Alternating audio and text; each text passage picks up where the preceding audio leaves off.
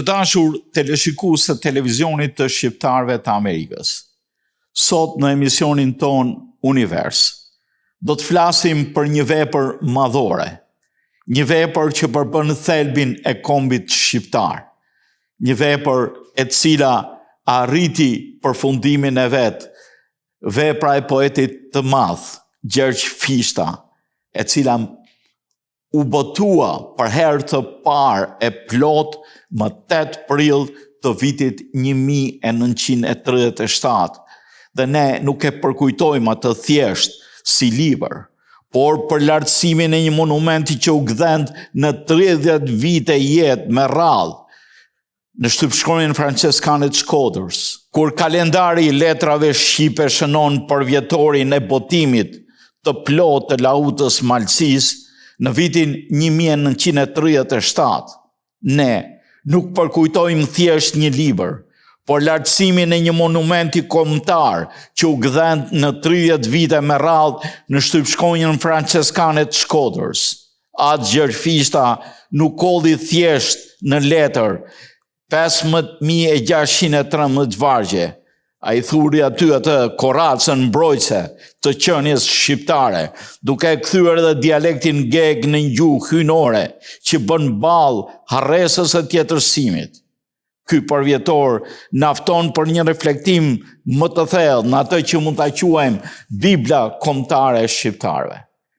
Kështu pra, për këtë Bibël, një grup nismëtarësh këtu në diasporë, me në krye Gjek Gjelën, kanë marrë iniciativën për të sjellë në jetë veprën e parë, Biblën e parë, të cilën volumin e vitit të parë 1937 po e shihni tani. Kjo është botimi i fundit në gjallje të Gjergj Fishtës. Kjo vepër që është ruajtur nga brezi në brez, në familje, ka historinë e vetë, në do ta pyesim Gjekën për të, por ai edhe një grup bashkëdhetarësh për t'ju dhënë shqiptarëve Biblën e tyre patriotike. Mas kaq vitesh kanë marrë nismën edhe së shpejti. Shqiptarët do kenë në dorë një ribotim të fundit, modern, një Biblë të vërtet të patriotizmit shqiptar, një kujtesë historike të Gjergj Fishtës. Gjek, ju faleminderit për këtë nismë. Ju faleminderit që jeni sot në studio. Por ne do t'i njohim teleshikuesit tanë me nismën tuaj, me qëllimin e kësaj, pse ndërmorët këtë dhe pse mendoni që shqiptarët kanë nevojë për lahutën e Malësisë edhe sot.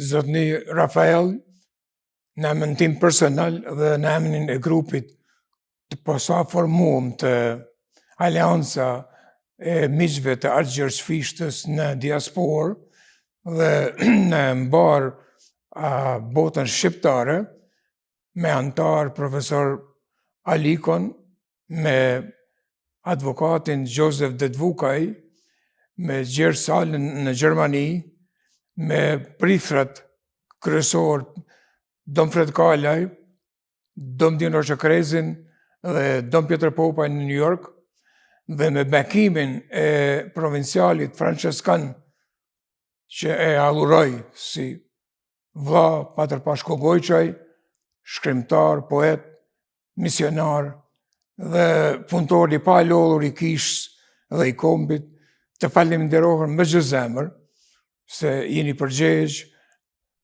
nevojës që ta sensibilizojmë këtë moment historik që na besojmë, edhe unë personalisht si drejtori i këtij grupit jam i bindur se e bëjmë një vepër madhështore, shpirtnore, kombëtare, letrare, epopeje, dhe sidomos një vepër të ruajtjes, të trashëgimisë, të kulturës dhe të vlerave morale, kombëtare, etnike e etike të popullit shqiptar që janë të mishnuara në veprën e Gjergj Fishtës.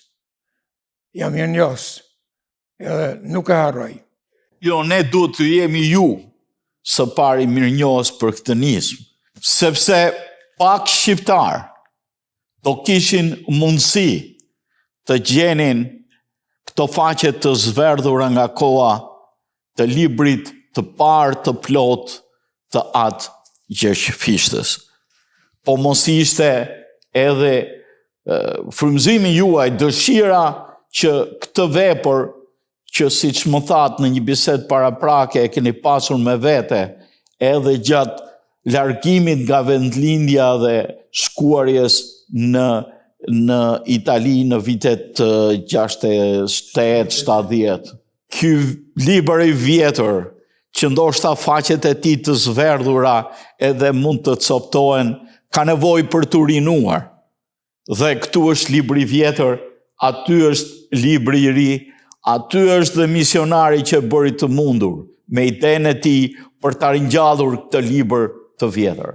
Por më trego historinë e këtij libri dhe të udhëtimit tuaj në Itali përpara se të botoj edhe një botim tjetër pas këtij botuar nga Radio Vatikani, i cili është me sa diun botimi i fundit. Arsyeja është sepse nën presionin jugoslav në fillimet e diktaturës komuniste, ky libër u quajt i ndaluar, ky libër u quajt në vend të quaj patriotik, u quajt sikur shqiptarët kishin nevojë për ekspansion ndaj slavëve, u fshe vërteta historike, ashtu si që fshe dhe vërteta e zhvarrosjes së atë Gjergjfishtës dhe hedhjes së tij në kirë për t'i humbur edhe gjurmët e poetit ton të madh kombëtar, Kras Naimit. Është mjaft emocionale të flasësh për të. Unë dua të më tregosh, rrëfesh historinë tënde dhe raportin me Lahutën. Unë rrjedhi nga bajraku i Hotit, nga Trabojini, në moshën shumë të re, 14 vjeçare, kom pas fat dhe bekim në faleminderit atë Patër Kol Berishaj, një etnolog i mrekullueshëm i kombit shqiptar, që të dërgohëm në seminarin e jezuitëve në Dubrovnik, që ishte një ndër gjimnaza më të forta dhe më të njohura, mendoj unë, në atë qeverin e letrës, ashtu quhet e Jugoslave. Me i ra për shkurti, në Dubrovnik jam takuar me shumë profesora, si kroat ashtu edhe italian, gjerman, me sidomos më ka ba indikim të rëndësishëm një mik i Kashiq Mioshiq, që ishte edhe bashk edukusi i atë Gjergjfishtës, kur ishte ai në Livno, edhe na thoshte ai ne, ju shqiptarët, ishim 10 shqiptarë, ju shqiptarët e keni një pasuni që së nuk ka kurkush. E kanë malazest, e kanë arabt, e kanë të kinezët, e kanë tjertë, por na thoshte drejt për drejtit. Mani me në fjalët e mia, Lahuta e Malësis dallon mbi të gjitha. Edhe na thoshte që une jam pjesëtar i asaj se kom jetua, kom bashkëpunua dhe kom veprua me atë Gjergjfishtën, poetin tuaj kombëtar. Edhe na thoshte runje. Prej atyna, prej Dubrovnikut, kom pas fat të transferohem në Universitetin Papnor të Vatikanit, Urbaniana, me ndihmën e argjëpeshëve, kuptohet, dhe me bekimin e tij. E aty në Rom kom pas qëllimin dhe bekimin më të madh se jam takuar me Ernest Koliqin, me profesorin e pavdekshëm, me Lindelin, me njerëz të kulturës të kombit shqiptar, me me Lindelin, në atë ambient të Romës, bashkë me Don Prekën, bashkë me Pater Daniel Gjeqaj, në Circolo Albanese, që i thoshin, apo shkarku i shqiptarve, u takoshim në mramjet me Ernest Kolishin, profesorin, me Dom Gjetaradën, me Dom Prekën, edhe me tjerë, edhe diskutoshim jo si kur banë sot diskutimet politike, për vetëm se a do të shlirohet Shqipnia, kur gjatë tjetër. Tana diskutimit e ishte si mund të na ndihmojnë këta njerëz erudit të popullit shqiptar neve rinis për me e trashëgue të vërtetën, jo rrena, të vërtetën. Patër Gjergjfishta është poet kombëtar, është i shëndritshëm, kisha me thonë është i dërguar prej naltës zot, është ndër themeluesit e qeverisë shqiptare të vërtetës, është ideatori i lirisë e i pavarësisë shqiptare, është mbrojtësi që unë mendoj filmas herojve kombëtar, është mbrojtësi më i madh i lirisë me pen, jo me pushk. Drejtuesi i krijimit të alfabetit shqip. Po, marrja absolutisht po, për mos më shkuar zgjat, me Ljuvish Gorakuqe, me të mos më zgjat, po, deshta me ta thonë ty, zotni Rafael, se e pash se u emocionove, patër Daniel Gjeçaj, botusi i asaj, i asaj librit të 1958, me gojë në Amerikë, në shtëpi, të Dom Prek Nërvashaj, e kishte librin edhe kisha edhe unë, edhe më thot, Gjek, thot, shikjoje, thot, padre e shof, me Dom Prekën. Thot, a shef s'ku ka vojt nusja jonë, lahuta mësis, thot, po padre, po e shof. A ban, fjallë të patë Daniel Gjeçaj, a ban me e përtri këtë nusë edhe një herë. Aty ja kam dhënë fjallin, janë 30 vjetë kalume, që unë liftoj për këtë gjahë, e kom majnë në zemër, edhe e kom thonë Dom Prek Nërvashaj, ti në qia dhe unë tokë, këtë do të bahet. Edhe faliminers bashkëpunëtorëve mi, faliminers shoqatës poshtat krijume, si thashtë Aleanca e miqve të Gjergjfisht në diasporë, faliminers Patër Pashkut, faliminers juve, faliminers Ganivils, faliminers gjithë juve, mendoj, jam i bindur se kur ta shikjojnë, kur ta shofin me 18-tin sidomos, kur ta shofin librin e posat të krijuam nga Olymp, Publishing House, shtëpia botuese Olymp në Prishtinë, një ndër më moderne, në krye me Liridon Zekaj, sikur CEO, mendoj që ata nuk kanë më kursye me e ndihmua që kjo nuse e vetmja të mbesin edhe për 100 vjet tjera. Atëherë djali yt Rafael e djelve mi mund me qenë, kanë me thonë du me ba dhe ma nuse se është. Faleminderit edhe për këto të thëna. Tani, ju më thatë paraprakisht që shoqata juaj nuk ka as një interes ekonomik. Asni.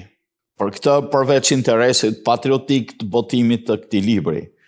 Më thatë ndër të tjera, ju mund të plotësoni që libri do të jetë edhe në Amazon, e mundshëm prej aty të riqet prej kujdo shqiptari kudo që ndodhet në botë, pasi kompania Amazon e lejon këtë mundësi. Tani, në ç'fazë është procedura dhe procesi i prodhimit të librit? Faleminderit në pyetje. Jam shumë i kënaqur që mund të jap informata detale të sakta, pa asnjë mbulesë, pa asnjë interes. Ky botim është vetëm për ruajtjen dhe trashëgiminë e pasunisë shpirtërore, pasunisë letrare dhe kuptohet kombëtare të atë Gjergjfisht të popullit shqiptar. Aleanca, miqtë e atë Gjergjfisht nuk kanë asnjë interes për asnjë fitesë. Ta kemi të qartë. Pra çfarëdo që ata, publiku, shikuesit, teleshikuesit, ata që ndëgjojnë fjalën, dëshojnë me ndihmua, ata nuk ndihmojnë xhepin ton, se nuk ekziston ai xhep, por do të ndihmojnë për hapjen dhe sensibilizimin e kësaj vepre që e thrasim e kem thirr botimi jubilar kushtuar 86 vjetorit të kalimit në amshim të atë Gjergjfishtës dhe kushtuar të gjithë atyne shkrimtarëve shqiptar të veprat e të cilëve ende nuk kanë arrit një nivel të lartë, sikur se do të arrijë kjo. Kjo është edicion luksoz, nuk është çfarë do edicionit, por është edicion luksoz me kualitetin maksimal. I siguruar prej, si thash, prej shtëpisë botuese Olymp dhe Liridon Zekaj në Prishtinë, dhe nuk kam asnjë dyshim se ai do t'i plotësoj të gjitha ato. E kemi kontraktën, zotni Rafael, e kemi bërë kontraktën, do ta nënshkruajmë mas të 18-it, do të thonë mas darkës gala dinner që kemi me 18 këtij muajit në kishën e Zojës Pajtore, darka është falas, janë gjithë të thirrun, e qet shpenzimet i ban kisha Zoja Pajtore me këshill dhe me ndihmën e kishës Shënpalit, dhe çdo fond që të bashkohet ditën e shtunë me 18-in do të shkojë për pagesën e shpenzimeve. Shpenzimet janë të parapame $85,000. Për 5.000 kopje. Jam paguar shtypshonjës. Para prakisht apo do jepën më vonë? Jo, kjo është, do të thonë, ajo faktura që na dërgu neve. Deri më sot kemi $20,000.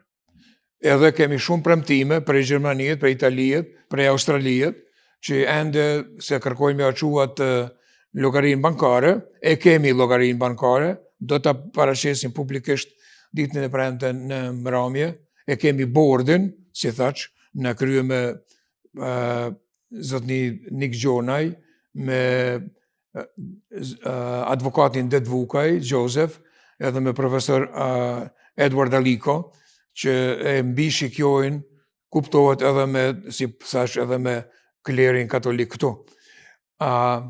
Na mendojmë edhe jem bindun se $80,000 për 5.000 kopje nuk do të ishte asnjë problem për me i bashku në komunitetin në diasporën shqiptare dhe jem i bindun se do t'i arrijmë qëllimit.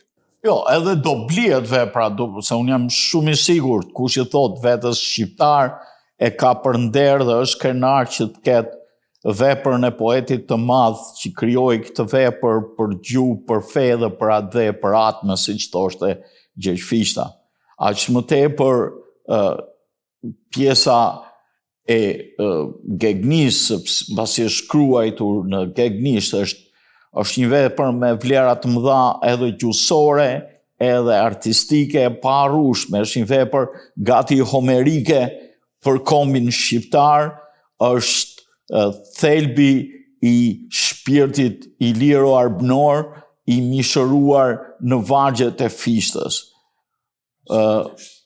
Kjo vepër, siç e quajnë edhe studiusit shqiptar, për dekada me radhë, kur ideologjitë komuniste tentuan ta gjymtonin atë trinomin gjuhë, fe dhe atë dhe, duke dashur ta humnin gjuhën e ta linin si një binomi të cunguar, gjuha e lahutës është e pamposhtur. Ajo është pallati më i lartë shpirtëror i Shqipës, një ndërtesë epike ku çdo varg 8 rrokësh tingëllon si një goditje çekani në kudrën e historisë tonë shqiptare. Fishta nuk shpiku një botë, ai mori lëndën nga eposi popullor dhe ngriti në shkallën një letërsie botërore, duke bërë, si thotë edhe profesori im i nderuar Xhevat Lloshi, arkitekt i një ndërtese epike letrare që i bën nder kombit shqiptar. Prandaj, duke çmuar këtë vepër si një bibël shpirtërore të shqiptarëve, ne ju urojmë punë të mbarë, po do të më tregoni dhe fillimin e historikut të kësaj vepre qysh në Rom me Padër Danielin, diçka që filluat më tregonit më parë, i cili është ka bërë dhe parathënien e botimit të fundit të Romës. E vërtet. Patër Daniel Gjeqa i ka qenë ati shpirtënor për 7 vjetë ku kom qenë unë në Romë, derisa kom krye fakultetin filozofik dhe kom doktorua në antropologji, por kom qenë gjithmonë i përqendruar në vlerat kombëtare etnike të popullit shqiptar. Mendimi i Patër Danielit nëron nga mendimet e disa tjerë meshtarëve që janë marrë më tepër me gjana të përditshme, me gjana ekzistenciale, me ndihmën e migrantëve, me vendosin e tyne, me dokumentacion e gjitha tjera. Këtë gjë e ka bërë dhe Patër Danieli, por mu më thonë të une shpirtin e kam në liber. Patër Daniel Gjeqa, ku atëherë ishte pranë kishës të Shën Pjetrit, takimet që i kemi pas me Patër Danielin e me Dom Prekën, e me Ernest Kolishin, më kanë frymëzua, më kanë trimësua që une këtë mos të harroj kur dhe ta trashigoj, sepse, si thoshin ata vetë, lahuta e malësis nuk është vetëm vepër letrare. Kjo është një epopej, në mendimin tim është historia e mbar komit shqiptar, historia e vërtet, jo ajo moniste, e rrajshme, e shkapërthyme, e pa drejt. Në vargjet, në 30 këngët e lahutës malësis, gjendet e vërteta e mbar historisë popullit shqiptar, sidomos ajo që ka të bëjë me sulmin, me dërmimin e anëmikut tonë shekullor serbo-malazes. Gjergj Fishta nuk i urrej sërbët si popull. Nuk i urrej. Ai e urren qëllimin e tyre djallëzor.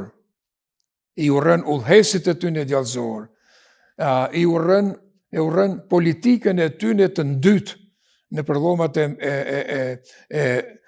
mykuna, kishë me thonë, të Evropës, që janë mundua e deri dikun edhe ja kanë dalë qëllimit me shkput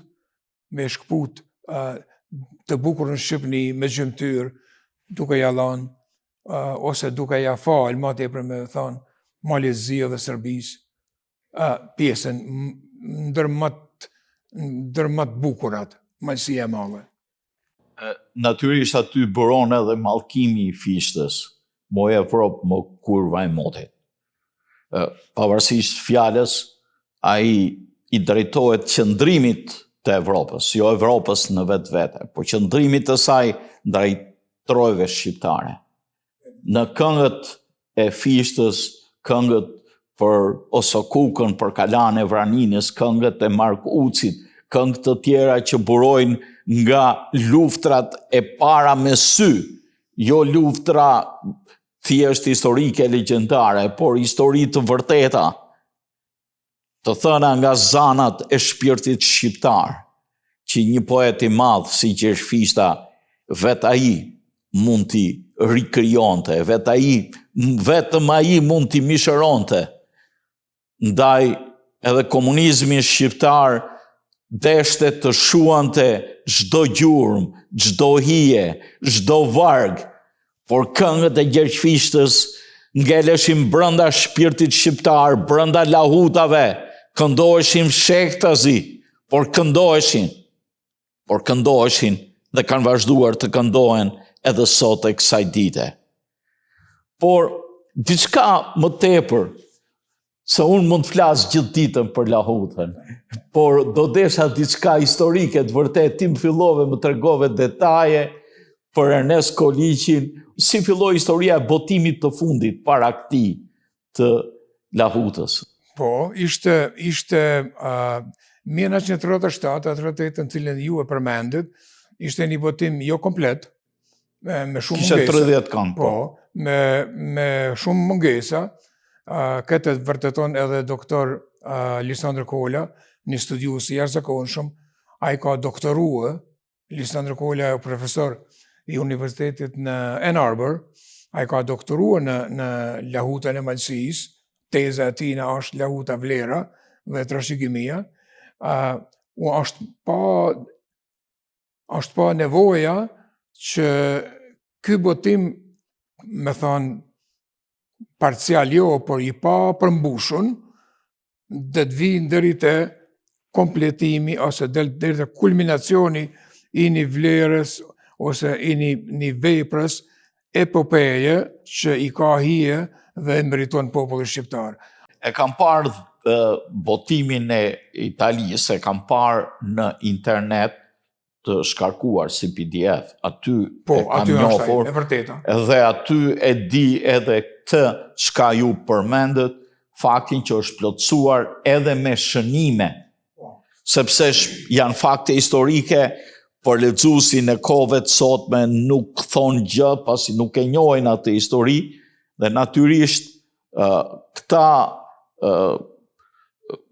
klerikë cilët kishin studiuar edhe në Rom, e dinin historinë kombëtare shqiptare, e kanë plotësuar të gjithë fragmentet të cilët kishin nevojë edhe për këto shtjellime historike, duke bërë veprën më të plot pikërisht në të njëjtën frymë si fryma e fishtës. Por libri që do ribotohet është i njëjtë me këtë botim të Romës, apo ka dhe ky disa përpunime shtesë? Pyetje shumë e rëndësishme. Unë personalisht kam inzistua për arsye se është një ndër botime, ka shumë botime të lauzmatësisë. Këta e dim të gjithë, e dinë edhe ju se e njefni, ka shumë botime, por një ndër botimet ma të përmbushura, ma të sakta, ma të përplota, ma të përshtatshme, ma originale, është Lahuta Jekjo, do më thonë botimi i 1958, si thashtë e pregaditun edhe me dorën doktor profesor Martin Camaj. Do më thonë, Patë Danieli ka pas bashkëpunëtorët e veç të jashtëzakonshëm. Ka zgjedhë vetëm ata më të mirët. Do më thonë, ky prodhim i vitit 1958 ribotohet identike. Identike pa asnjë ndryshim. Po. Për vetëm se ka me pas një faqe prej Patër Pashku Gojçaj, sikur provincial se është është bërë dhe me miratimin e tyre, se i takon e drejta autorit, i takon rendit franceskan. Po. Nuk ka tjetër. Edhe kjo është botim i autorizuar. Se ka disa botime që nuk janë të autorizuar, janë të shkputuna, janë të bëme për ekonomi ose për profit. Kjo është prapë thash në ndrejtimin tim personal edhe të ekipit, dua ta falenderoj kushërin tim Nua Gjelaj. Kjo është arti i Nua Gjelaj. Ai e ka krijuar këtë me të thonë edhe me pas kërkoj falje shqypen si simbol kombëtar, kuptohet në emri Algjersh Fishtës, titulli i veprës, dhe Lahuta si simbol, si kur sa folit ju, me të cilin janë përcjell edhe vajet, edhe gëzimet, edhe triumfet, edhe humbjet, por ka një vegël që e ka ndihmua luftarin shqiptar më u kthye edhe mas betejave të humbura prap në gjendje me sulmu. Lahuta është kanë tingulli më i pëlqyeshëm, për atë arsye kemi vu edhe aty, kurse në fund e ka BF, që është botimet franceskane, do më thonë marka originale, autentike e rendit franceskan.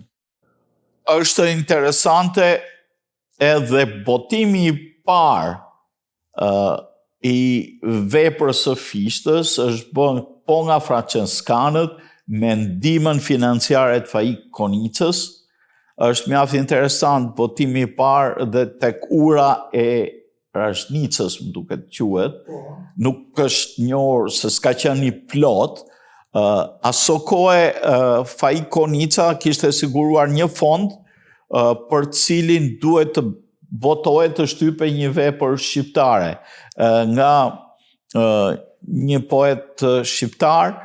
Në aso kohë ai se kishte veprën gati dhe i tha i kemi këtë mundësi, a do të shtypi një vepër tjetër, dhe kështu u botua hera e parë një kapitull, pasi ka shkuar 30 vjet historia e botimit të krejt veprës, edhe me atë 100 para austriake aso kohë shilinga, nuk e di që ishte ka nisur historia e kësaj vepre e cila kur ka përfunduar akademiku, shkrimtari i madh kombëtar Gjergj Fishta ka lënë vlerat pashuara që nuk duhet t'i lëm të mbulohen në atë plurin e kohës. Ti po më thoshe për këtë pjesën e librit Majtas, ajo kopertura apo faqa mbuluese e dustin e quhet në anglisht dustin cover, pra mbulesa e pluhurit, por ne nuk duam që vepra e Fishtës të zërë pluhur. Unë Fishtën nuk kam pasur mundësi ta gjej këtë libër, pase vetëm vonë kam parë një ribotim, po PDF në digital të veprës të botuar në 58-ën, e kam lexuar nga fillimi deri në fund, kam lexuar hyrjen e Padër Danielit edhe një vlerësim tjetër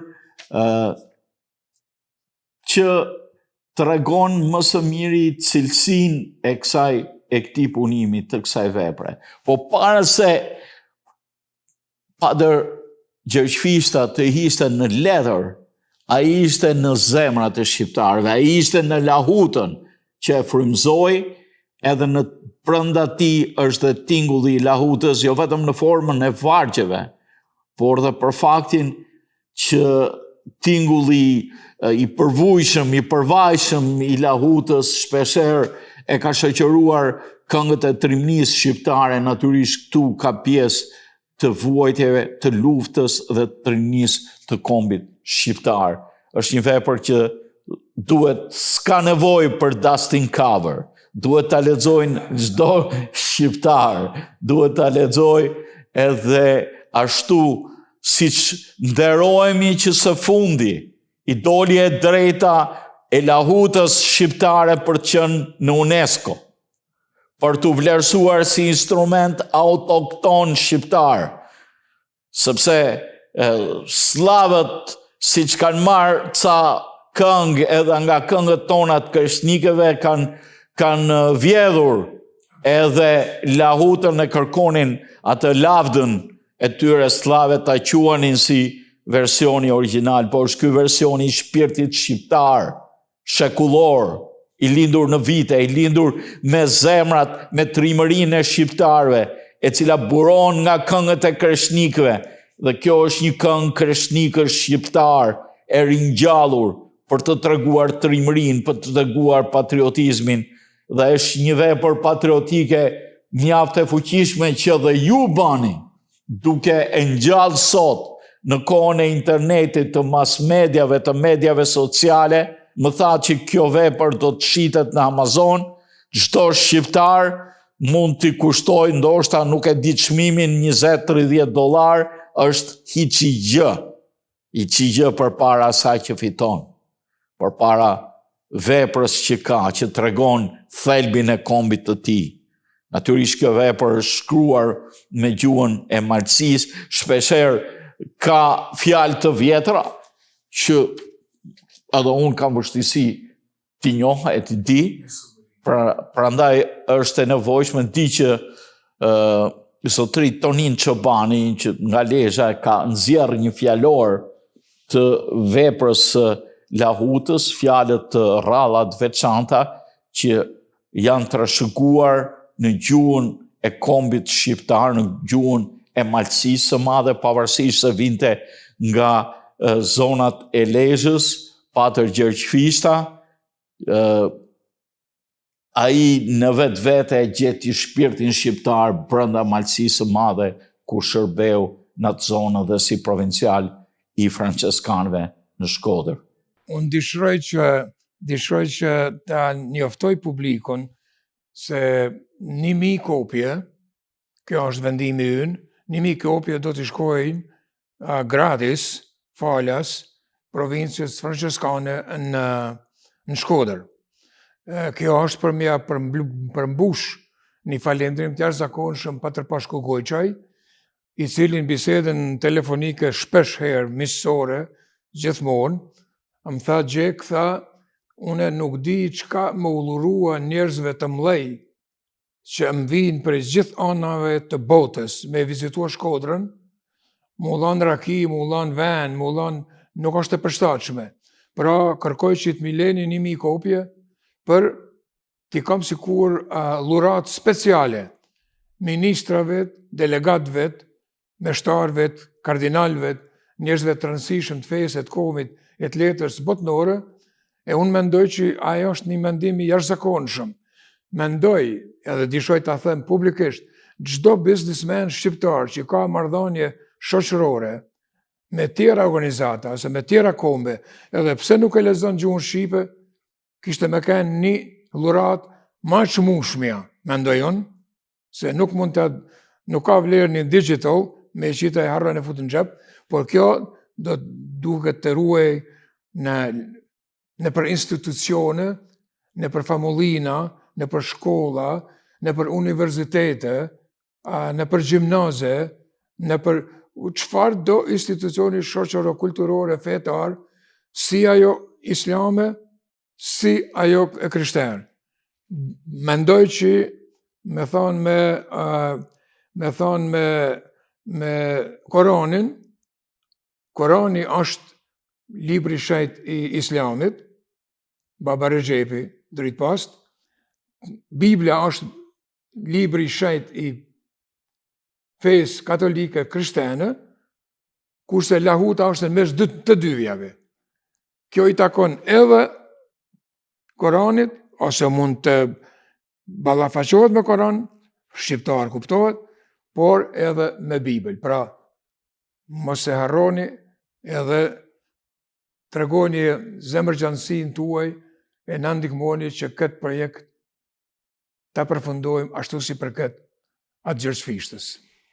Tani, diçka për takimin e datës 18. Çfarë do bëhet atë ditë? Me 18 në ora 7, me 18 prill, me ora 7, të mbrëmjes, në qendrën Nën Tereza të kishës Zojës Pajtore, 2 famullit, o po mirë me thënë 2 këshillet, këshilli kishën Palit, këshilli kishë Zoja Pajtore, e kanë organizuar një darkë, gala, me të gjithat mirat, ashtu sikur sa ba darka e pavarësisë kombëtare. Kushdo që dëshon me marrë pjesë është i mirëseardhur. Nëse paralajmëroheni, është edhe më mirë, por do të kemi ushqim e pije për të gjithë. Prej mishit ferlikut e drejt e baklava. Ato në rregull, po do kemi libra? Jo. Jo, libri nuk do të mri ende. Na jo, kur të mri libri, do të jetë një organizim shumë ma manifestim. Okay. Mendoj me ba me 1.000 bela dhe 2.000 njerëz. Okay. Që me pas mundësi. Takimi është në kishën e Zojës Pajtore, apo jo? Urra? Takimi datës 18, darka, gala. Me 18, është e shtune. Në cilën orë? Në 7 ora në mbrëmje, është në qendrën katolike Nën Tereza, është në bas para kishën, me në ambus kishës, e din gjithë populli, edhe aty ju presim me gjithë zemër. I faleminderit për këtë ftesë të gjithëve, ne do jemi natyrisht, sepse jemi pjesë e komunitetit shqiptar. Unë ju falenderoj ju dhe organizatorëve për këtë nismë mjaft të veçantë. Megjithatë, unë si gazetar nuk rri pat ngacmu për të gjetë detaje, për shembull nga takimet që bërit me Dom Danielin, apo në Itali, apo me shkrimtarin e madh shkodran Ernest Koliqin, krijuesin e revistës së madhe Shezat. Po ta tregojni se është koha, e maj men si sot, në 1972 ka qenë, e kishin varrua Dom Prek Nervashën, me qëllim me vra. E kam dëgjuar këtë një Sakt, kam kanë unë prezent. e kishte dorën e shmajt lidhun, si thom në gjas, në gips, edhe ishim në shtëpinë e Don Prak Nërvashën, në via Aurelia Antika e majmen Sisat.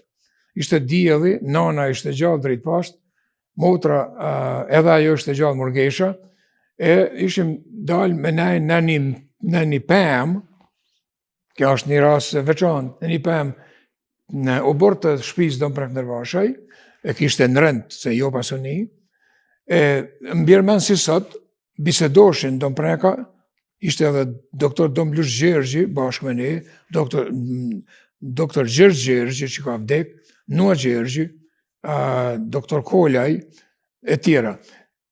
Tu e bisedu me Don Prekën, që më ka betë në shpirë sa të jam gjallë. I thot, Don Preka, i thot, Ernest, çka me ndonë ti mbi këtë ropulli të gjunks që pënollë. Fjallët e sakta.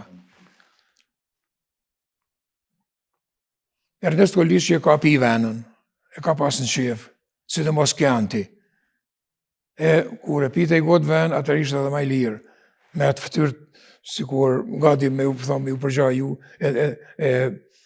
dashtën e tërhejtës, me të asyzat akademik, i tha, shiko tha Don Prek, pas e ke kuptua ti hala? Thot, po e kom kuptua.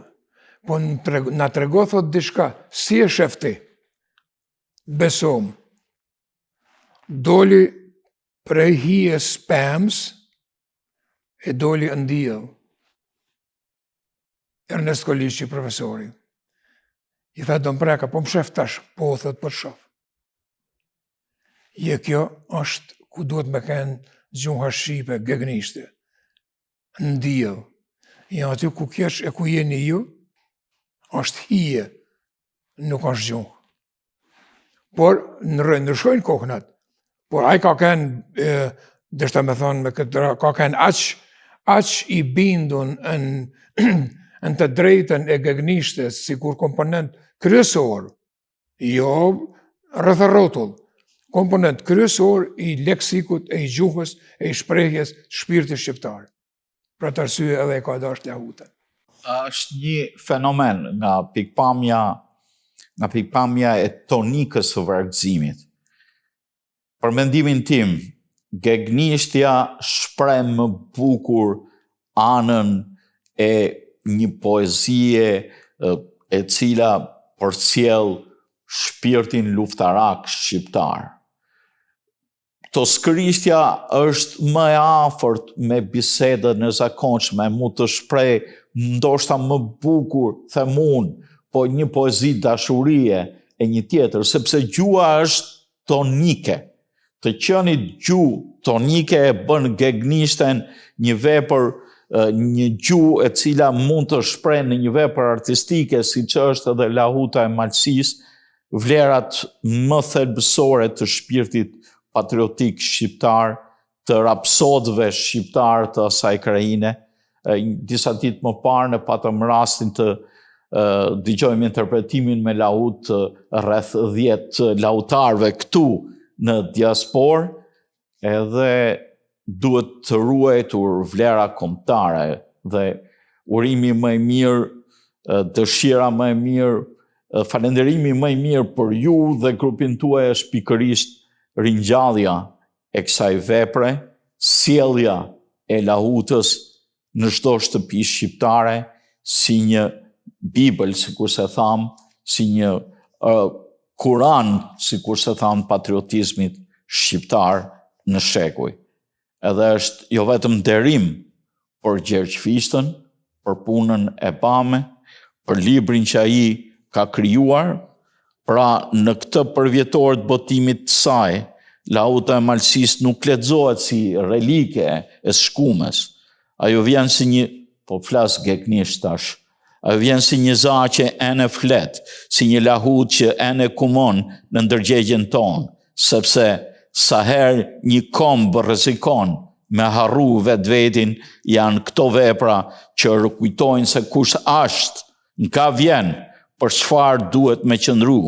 E në këtë përmas, vepra e Fishtës mbetet një monument i letërsisë shqipe, por dhe një testament i pavdekshëm i shpirtit arbënor.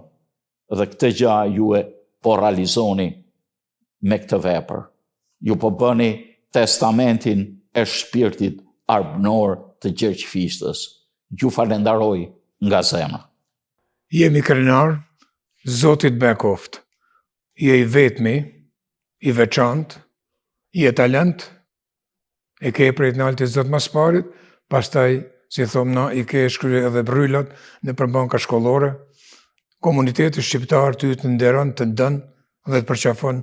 Jam minjos edhe një herë, edhe dishoj të përsidhi ngushlimet e mia drejtorit tuaj për vdekjen, humbje që ka pasën në familje, herën tjetër ai ulltof për të mirë, e Zoti i forcov familjen. Ju falemnderit. Edhe juve ju falemnderit. Të dashur teleshikues të televizionit të shqiptarëve të Amerikës.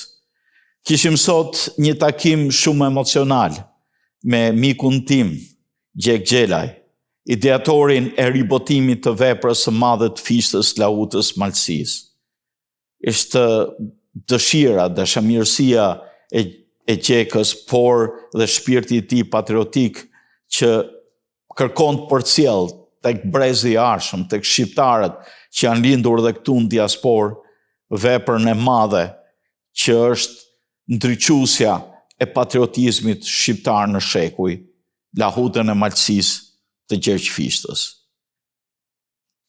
Miru takofshim në aktivitetet të tjera, kur ju do keni në dorë këtë botim madhështor të ri, një botim që është jo vetëm shpirtëror, por është jo vetëm për t'u lexuar, o për t'u kënduar, se Lauta e Malësisë kënohet me shpirtin e saj epik, sepse epizmi rrjedh nga vargjet e Fishtës, rrjedh nga gjua e pastër, burimore gege, që kur kam përkthy Homerin, autori i përkthimit të Homerit, tha, unë kam përkthy Homerin shqip, pra sepse e përktheu në gegnisht. Lavdia e Shqipes, lavdia e patriotizmit shqiptar, qoftë me ju në këtë punë të marrë dhe të mirë fill patriotike që keni pa. Faleminderit. Jam mirënjohës. Dashur teleshikues të televizionit të shqiptarëve të Amerikës, këtu i dham fund këtij emisioni. Do të takohemi në aktivitetet e tjera që lidhen me botimin e kësaj vepre madhore. Miru takofshim.